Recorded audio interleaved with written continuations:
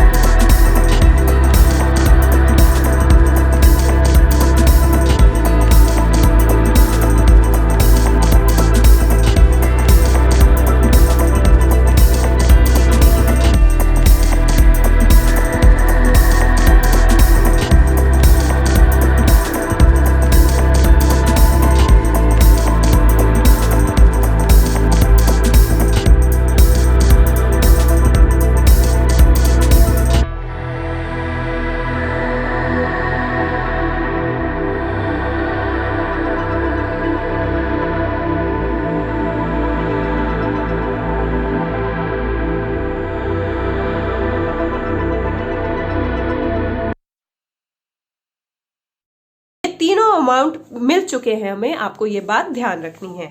आगे पढ़ लेते हैं। आगे ये कह रहे हैं एडिशनल इंफॉर्मेशन में फर्स्ट पॉइंट दे रखा है आपको, सब्सक्रिप्शन आउटस्टैंडिंग एट 31 मार्च 2018। ये 2018 यानी कि प्रीवियस ईयर से रिलेटेड आउटस्टैंडिंग आपको गिवन है 20,000 का।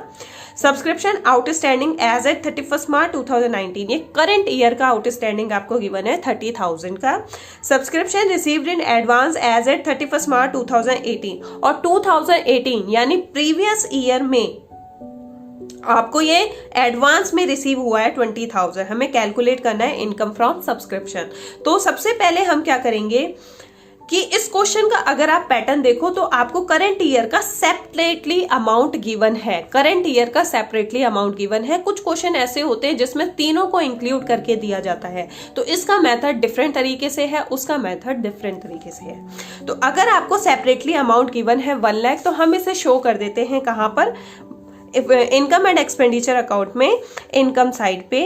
सब्सक्रिप्शन हमारी क्या होती है, इनकम होती है, तो इसलिए बाय सब्सक्रिप्शन आपको मिले हैं कितने, 1 लाख रुपीज। यहां पे आपको दिख रहा है 1 लाख रुपीज, तो 1 लाख रुपीज हम यहां पे लिख देंगे। ठीक है, इस तरीके से। आगे हम देखते हैं, हम एडिशनल इंफॉर्मेशन में आते हैं। अब यहाँ पे इन्होंने बोला है subscription outstanding as at 31 March 2018। ये बिगनिंग का आउटस्टैंडिंग 20,000 है।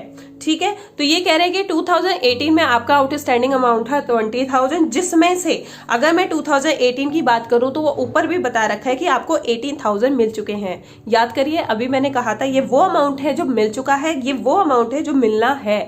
तो आपको मिलना चाहिए था 20,000 और आपको मिला कितना, 18,000। ठीक है, तो इसको किस तरीके से करेंगे, देखिए ऐसा लगाएंगे कि हमारा कौन सा करंट ईयर है, कौन सा प्रीवियस ईयर है और कौन सा हमारा नेक्स्ट ईयर है। तो ये जो आपको क्वेश्चन गिवन था ये 2019 के लिए गिवन था, तो 2018-19 आपका करंट ईयर हो गया, 2017-18 आपका प्रीवियस ईयर हो गया, और 2019-20 की अगर हम बात करें तो वो आपका हो गया नेक्स्ट ईयर। तो नेक्स्ट ईयर से जो भी चीजें रिलेटेड होंगी वो आपकी एडवांस होंगी। करंट ईयर की चीजें इस साल आपकी आएंगी, प्रीवियस ईयर की चीजें आउटस्टैंडिंग होगी। ठीक है, इस तरीके से हमें पता लगता है कि कौन सी चीजें आउटस्टैंडिंग है और कौन सी चीजें एडवांस है। ठीक है, तो इसमें देखो आपको दिख रहा है, जैसे कि मैंने बताया कि इन्होंने कहा कि 2018 में इन्हें 20,000 मिलना चाहिए था। तो 2018 का आउटस्टैंडिंग आपको गिवन है, आउटस्टैंडिंग फॉर 2018 कितना दे रखा है आपको, 20,000, जिसमें से मैंने आपको बताया कि यहाँ पे वो अमाउंट मिले हैं, क्योंकि ये रिसीप्ट साइड में है तो आपको पता चल रहा है पढ़ के कि ये 18,000 आपको मिल चुके हैं। तो यानी 20,000 में से आपको 18,000 रिसीव हो चुके हैं। तो अभी भी आपके आउटस्टैंडिंग बचते हैं 2,000।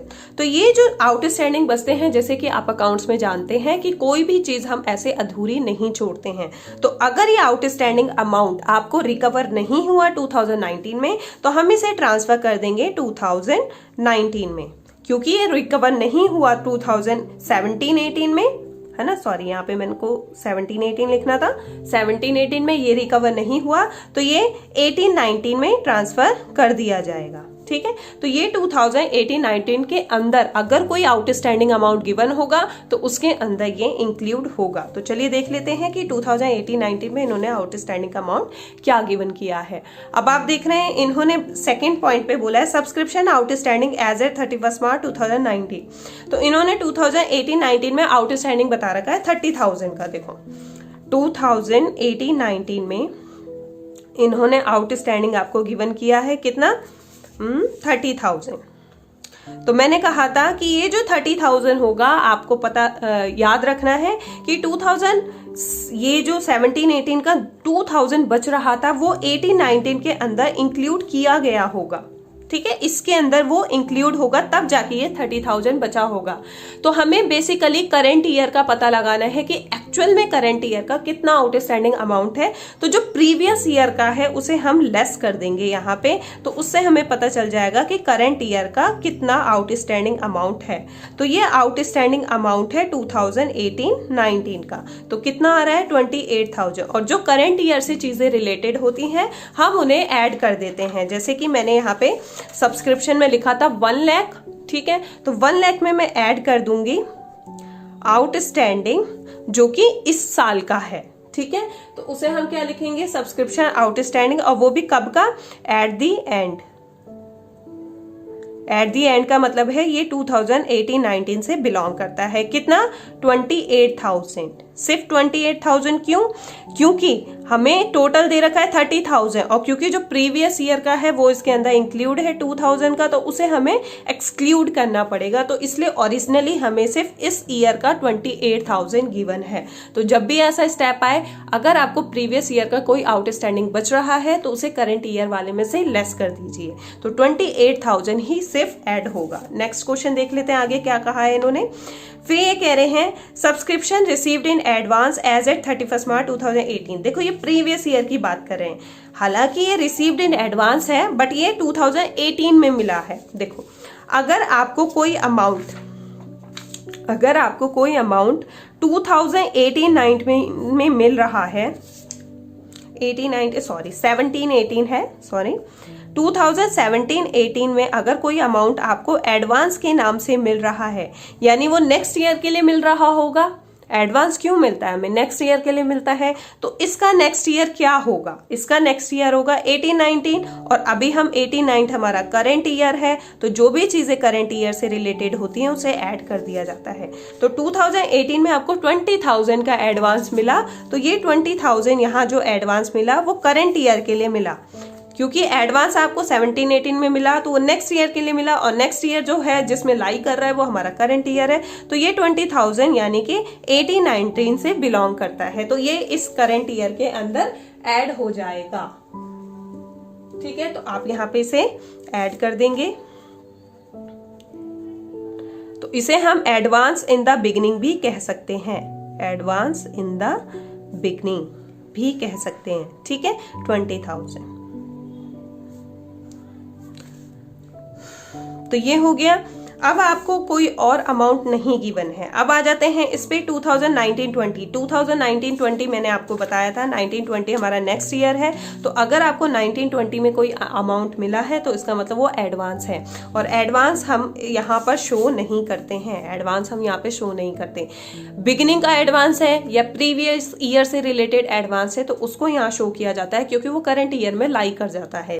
देखिए अब इस क्वेश्चन में क्या है ना कि आउटस्टैंडिंग जो सब्सक्रिप्शन होगा उसे हमें बैलेंस शीट में शो करना होगा, लेकिन आउटस्टैंडिंग सब्सक्रिप्शन जो एंड का अमाउंट होता है वो हम बैलेंस शीट में शो करेंगे, क्योंकि वो ऐसा अमाउंट है जो इस करंट ईयर में जनरेट हुआ है बट हमें मिला नहीं है।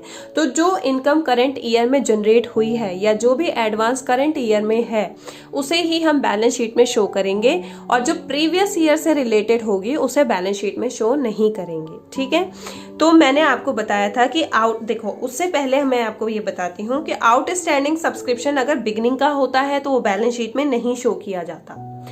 हालांकि जैसे अभी हमने इस क्वेश्चन में किया था कि आपको 20,000 आउटस्टैंडिंग था लेकिन उसमें से सिर्फ 18,000 मिला, तो ये 2,000 इस ईयर के अंदर आएगा।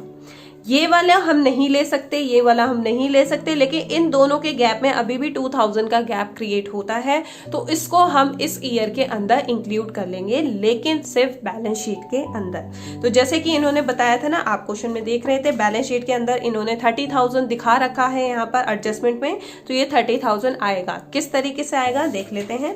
देखो 28,000 तो हमारा यहाँ से आ रहा है और 2,000 हमारा प्रीवियस ईयर का, जो प्रीवियस ईयर में आपका आउटस्टैंडिंग था लेकिन इस ईयर के अंदर उसको इंक्लूड करके 30,000 बना दिया गया, तो ये 2017-18 का यहाँ पर आ गया। तो इस तरीके से ये बन गया 30,000, और आप यहाँ पर देख ही रहे हैं कि ये कैसे बना 30,000, ये क्वेश्चन में गिवन था। तो इस 30,000 में 2,000 इन दोनों का गैप था, जो आप ये दोनों गैप देख रहे हैं, और इस ईयर का आपका 28,000 था, तो दोनों मिला के 30,000।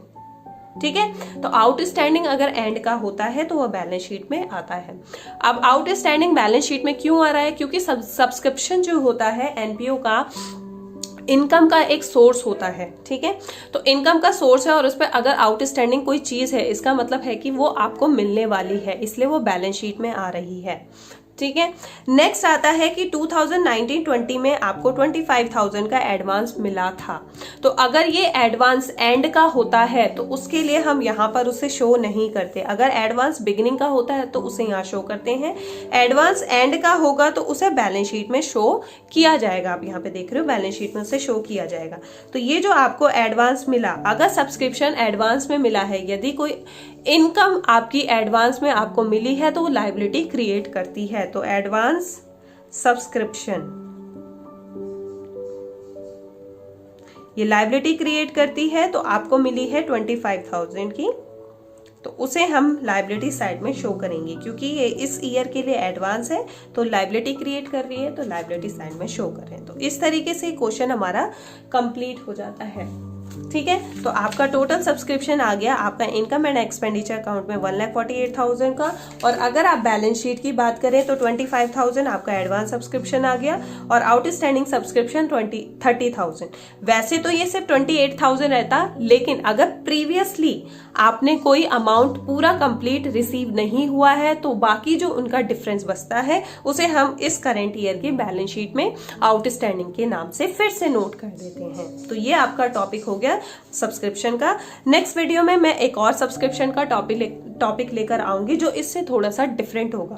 तो इस वीडियो की हेल्प से अगर आप कोई फुल फ्लेजेड क्वेश्चन कर रहे हैं तो सब्सक्रिप्शन की कैलकुलेशन इस वीडियो की हेल्प से हो सकती है, क्योंकि इसी तरीके के क्वेश्चन आपके फुल फ्लेजेड क्वेश्चन में एडजस्टमेंट की फॉर्म में गिवन होते हैं, तो उनकी कैलकुलेशन सेम ही होती है। तो आपको ये याद रखना है, इसमें आपको टेंशन नहीं लेना है कि मैंने सिर्फ वर्किंग नोट ही कराया है, नहीं, जो भी चीजें मैंने बताई हैं वो सारे के सारे फुल फ्लेजेड क्वेश्चन में इनकम एंड एक्सपेंडिचर अकाउंट में कितनी शो की जाएगी वो मैंने आपको यहाँ दिखा दिया, और बैलेंस शीट में कौन कौन सी चीजें शो की जाएंगी वो मैंने आपको यहाँ पे शो कर दिया है। तो इसकी हेल्प से आप फुल फ्लेजेड क्वेश्चन भी इजीली कर सकते हैं। नेक्स्ट वीडियो में हम सब्सक्रिप्शन का इसी तरीके का कोई क्वेश्चन, लेकिन वो थोड़ा सा डिफरेंट होगा, तो उसे किस तरीके से करेंगे तो वो देखेंगे। तो thank you so much, thanks for watching, bye bye and take care.